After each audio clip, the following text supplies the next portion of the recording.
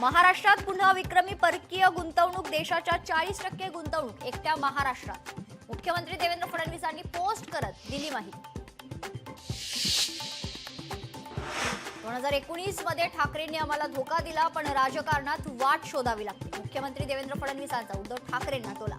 तर फडणवीसांनी नीतिमूल्य का जपली नाहीत, संजय राऊतांचा सवाल. वैष्णवी हगवणेच्या पती, सासू आणि नंदेला 14 दिवसांची न्यायालयीन कोठडी. शिवाजीनगर न्यायालयाचा निर्णय. वैष्णवी हगवणे मृत्यू प्रकरणी जालिंदर सुपेकर यांना गृह विभागाचा दणका. नाशिक, छत्रपती संभाजीनगर, नागपूर या 3 कारागृहांचा उपमहानिरीक्षक पदाचा अतिरिक्त कारभार काढला. अनिल कसपटे यांनी हगवणेच्या वकिलांचे सर्व आरोप फेटाळले. विषयाला कलाटणी देण्यासाठी वैष्णवीच्या चारित्र्याबाबत चुकीची वक्तव्य. अनिल कसपटेंचा आरोप. देशात कोरोनाचे तब्बल 1252 रुग्ण. केरळमध्ये सर्वाधिक 430 नवे रुग्ण. तर महाराष्ट्रात 383 रुग्ण, 6 जणांचा मृत्यू.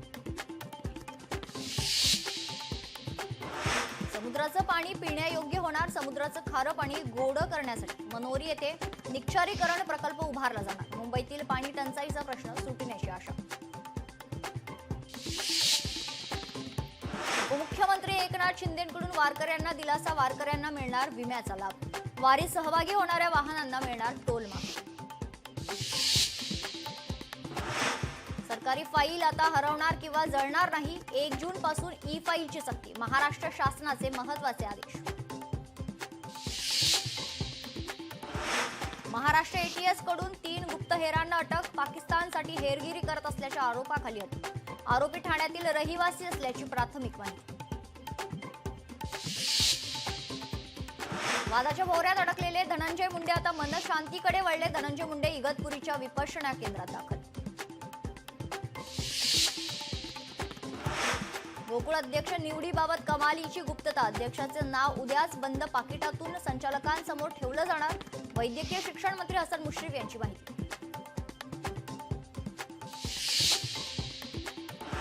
पहलगाम दहशतवादी हल्ल्याचा पर्यटनावर परिणाम. विदेशी पर्यटकांची जम्मू काश्मीरकडे पाठ. 2026 मधील अनेक बुकिंग रद्द.